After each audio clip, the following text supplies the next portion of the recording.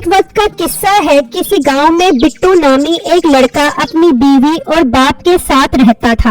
اس کی ماں بچپن میں ہی گزر چکی تھی۔ بٹو کے باپ کی ایک چھوٹی سی زمین تھی جس میں اس نے کچھ فصل اگائی ہوئی تھی۔ ایک دن وہ بہت بیمار ہو جاتا ہے تو وہ اپنے بیٹے کو کہتا ہے، بیٹا اب اس دنیا میں میں زیادہ نہیں رہ سکتا، اب تجھے اس گھر کی ذمہ داریاں سنبھالنی ہے، تو اپنی بیوی کا بہت خیال رکھی۔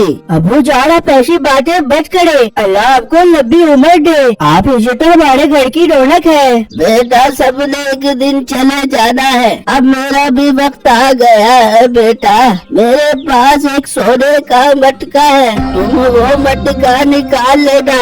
ابو جان کہاں ہے وہ مٹکا؟ ابو جان بتائے وہ سونے کا مٹکا میں نکال کر آپ کا علاج کرواؤں گا۔ بیٹا وہ مٹکا ایک ابو جان اٹھے ابو جان آپ ادھر چھوڑ کر نہیں جا سکتے، اب ہم آپ کے بغیر کیسے جیے گے؟ بٹو کا باپ اس دنیا سے چلا جاتا ہے لیکن وہ سونے کا مٹکا کہاں ہے یہ ایک راز ہی رہ جاتا ہے۔ لیکن اس کا باپ جاتے ہوئے ایک انگلی کا اشارہ کر جاتا ہے۔ اس بات کو کئی دن گزر جاتے ہیں۔ ایک دن بٹو اپنی بیوی کے ساتھ بیٹھا ہوتا ہے۔ اجی آپ وہ مٹکا ڈھونڈے، کہاں ہے وہ مٹکا؟ بیگم میں کیسے وہ مٹکا ڈھونڈوں؟ ابو نے بتایا ہی نہیں کہ وہ مٹکا کہاں پر ہے، بس ایک انگلی کا اشارہ کیا ہے، اب اس سے مجھے کیسے پتا چلے گا مٹکے کا؟ بٹو آپ کو کسی ذہین آدمی سے مشورہ کرنا چاہیے، ہو سکتا ہے وہ اس راز سے پردہ اٹھا سکے۔ ہاں بیگم تم ٹھیک کہتی ہو، مجھے کسی ذہین فقیر انسان کو ڈھونڈنا چاہیے اور اس سے مشورہ کرنا چاہیے، اس کی عقل استعمال کر کے۔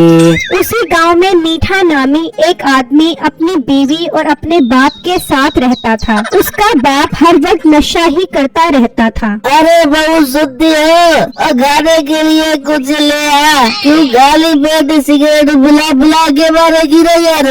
بیٹے سن لے کیا کہہ رہے تیرا باپ؟ ایک تو تیرے باپ کی نشے والی عادت سے میں بہت تنگ آ گئی ہوں، کام کوئی کرتا نہیں، سگریٹ کی دھوئیں مار مار کے میری ناک کے بال جلا دیتا ہے۔ اے ہائے بیگم کتنی گندی ہے تو، تیری انہی باتوں کی وجہ سے مجھے تجھ پر پیار نہیں آتا۔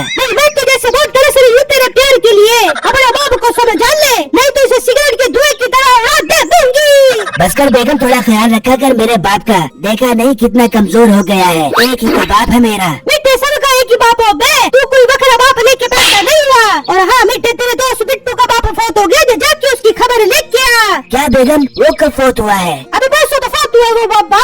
اوہو چل بیگم چل اس کی خبر لے کر آتے ہیں۔ پھر وہ دونوں گھر سے نکلتے ہیں اور بٹو کے گھر پہنچ جاتے ہیں۔ بیٹو یار قسم سے تمہارے ابو جان کا سن کر بہت دکھ ہوا ہمیں۔ ہاں بیڑے بہت دکھ ہوا ہے تیرے سسر پھسر کا سن کے، قسم سے بہت اچھا بندہ تھا، اتنا نورانی چہرہ، دل کرتا بندہ ان کی خوب خدمتیں کرے۔ ایک نورانی چہرے والا بابا ہمارے گھر پر بھی ہے، اس کی بھی تھوڑی خدمت کر لیا کر۔ بیٹے تیری باتوں کو سب مطلب سمجھ رہی ہوں میں، تیرے باپ کے چہرے سے جتنا نور ٹپکتا تھا نا سب پتا ہے مجھے، نور ٹپک ٹپک کے پورے گھر کو نوری کر دیتا تھا وہ بابا دھوئے سے۔ میٹھے بھائی آپ بعد میں لڑ لینا، یہ فوٹکی والا گھر ہے۔ سوری یار بٹو یہ ایسے ہی میرا دماغ خراب کرتی رہتی ہے۔ سناؤ تمہارے ابو جان تمہارے لیے کوئی جائیداد بھی چھوڑ کر گئے ہیں کہ نہیں؟ ارے میٹھے بھائی ہاں شکر یاد آ گیا، میٹھے بھائی ابو بتا رہے تھے کہ ایک سونے کا مٹکا ہے۔ پھر بٹو میٹھے کو ساری باتیں بتاتا ہے۔ کیا ایک انگلی کا اشارہ؟ بٹو یہ تو کوئی راز ہی ہے۔ بٹو ساتھ والے گاؤں میں ایک حکیم صاحب ہیں، بہت سیانے ہیں، وہ اس راز سے پردہ اٹھا سکتے ہیں۔ میٹھے بھائی یہ تو بہت اچھی بات ہے، ابھی ان کے پاس چلتے ہیں۔ پھر بٹو اور میٹھا وہاں سے نکلتے ہیں اور چلتے چلتے اس حکیم کی دکان پر پہنچ جاتے ہیں اور بٹو ان کو ساری باتیں بتاتا ہے۔ لڑکے تم مجھے 10 لاکھ روپے دو،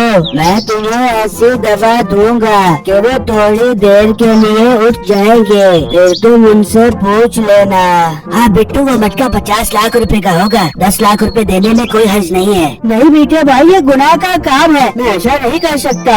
پھر تم مجھے بتاؤ تمہارے باپ کی کوئی زمین ہے؟ ہاں ایک زمین ہے۔ اچھا ایک انگلی کا اشارہ اور ایک زمین، اچھا اس زمین پہ کوئی درخت ہے؟ جی جی حکیم صاحب وہاں ایک درخت ہے، بالکل ایک درخت ہے۔ اچھا ایک انگلی کا اشارہ، ایک زمین، ایک درخت، اس کا مطلب وہ مٹکا اس زمین میں درخت کے ساتھ دفن ہے۔